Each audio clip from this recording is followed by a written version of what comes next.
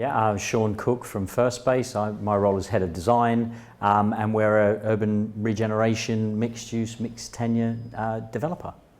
If I ask a design team or the architects what are their top 3 priorities on a particular project, initially it's probably the opposite to ours, because we will tend to go from the inside out, and by nature architects and architecture tends to want to develop from the outside in, and we try and reverse that as part of the process. The profession should be perceived as leaders in the industry, and that's right through the process, from inception, consultation, through to delivery, product innovation, and construction. How do you measure the value, and how do you measure the value that an architect or a design team have added? And I think in certain circumstances, and I think our Adelaide Wharf project is a good example of that, where the architect absolutely added value. We took a site with a pre-existing planning approval, went back in, got a new planning application for more homes with a more efficient arrangement, a better design, and ultimately delivered a shortlisted Sterling Prize building. I'm Richard Meier. I'm a partner at Argent. Argent is a mixed-use developer and works on various projects around the country, but the biggest one that I've certainly spent my time on is the King's Cross project. There's obviously another emerging topic of discussion that's been going on for the last couple of years, which is around building information modelling and the role that that plays in helping to de-risk projects, ensure better coordination, ultimately reduce costs because the risk is reduced as well. And I'm keen to see architects taking a leading role in that, which many are. But again, others have been, I'd say, a little bit slow on the uptake in really getting stuck into and understanding that, such that you can end up with a bit of a scenario where you have to bring in other external consultants and so on and so forth to help try and manage the situation, because we know that the contractor further down the line wants to use the building information modelling process as well. So for them to really get stuck into that and to really understand it, and having, you have to go through 2 or 3 projects probably with that to become efficient in the use of that process. But if you've done that, I think it can be much more beneficial for the project. So I'd like to see architects playing more of a role in that as well, taking the lead on that. Okay, so my single message to the architectural profession would be passion and pragmatism. My name's Stephen Day. I'm the Technical Director for Barratt London. My role primarily is to control the consultant team with a team of 25 people.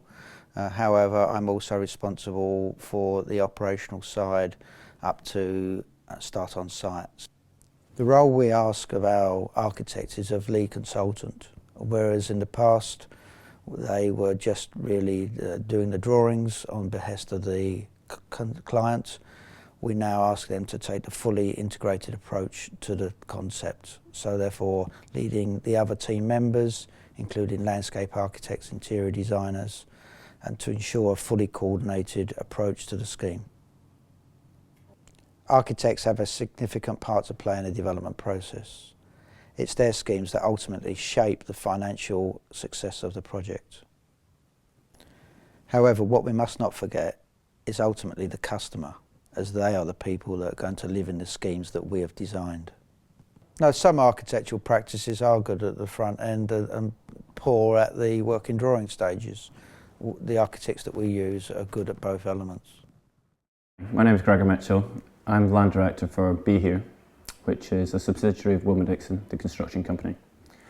We operate and develop our own buildings for the rental sector and hold them as a long-term as a private rent sector. Rental product isn't just for people who can't afford to buy, it's for people who choose to rent. Actually, in many ways I think architects are the most important part of the entire development process, because a good architect will be in it at the beginning and see things right the way through to completion. So when you say where do architects add the most value, then I'd actually say it's probably throughout the entire process. Just picking up a couple of threads from that, then I suppose it really comes down to what do you mean by an architect delivering value. Essentially what it really comes down to is what an architect should be there to do is to deliver excellent quality design, and a better design than otherwise would happen, but in a way that maximises the value and delivers the most profit for the client. Marrying those two things up is quite challenging at times, but in my own opinion, I think it should be something that's standard in the industry rather than an aspiration. Put themselves in the client's position and think, well, what is it that my client really wants? And I think that in the majority of instances, on my side of the table, people maybe value engineer things a bit too much. And you can actually get a better design without necessarily getting a more expensive product, or you can create value. And the question of value is quite an open topic. But in my opinion, it's, can you get more saleable space? Can you increase the profitability out of a scheme? That doesn't necessarily mean cutting costs. And for me, that's where an architect comes into their own. It's about the creativity, it's about the design and creating a better product, but in a way that actually makes it work better for their client. I'm Jane Brigginshaw. I work for the Homes and Communities Agency and I head up design and sustainability for the agency. I've never been more convinced of the value of architecture and architects. I think what we often forget is that housing is about people and people matter, and good architects, they have the skills to build homes rather than just housing units. And also good quality places can make a great contribution to quality of life and people's well-being, and that's something that architects have an important role in.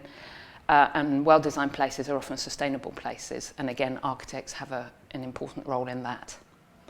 We have a saying, the BBC, so bins, bikes and cars, and I don't think architects should be embarrassed about getting those things right. And if they got those little things right that really can trip people up, trip whole schemes up, then developers might trust them a bit better to do the back-end stuff. You know, just the basics. Sometimes architects can be a bit grand, but if you get that right, then that seems like a prerequisite for good design. And fundamentally, I think architects need to understand the dynamics of the housing market and the dynamics of how clients work, and to a certain extent, the political process. They need to understand why central government is giving grants for certain things, why local government is giving grants for certain things. So they need to understand the output of government from a political perspective as much as from a technical perspective. And I think architects are obviously very good at understanding the regulation, what latest piece of regulation comes from government, but the reasons for it, they may be less interested, and that to me is as important as understanding the technical output. What architects are very good at doing is delivering the fundamental qualities, and by that I mean space, light, good aspect, storage, homes that work. And what our residents appear to value from our surveys is exactly those things: space, light, good aspect.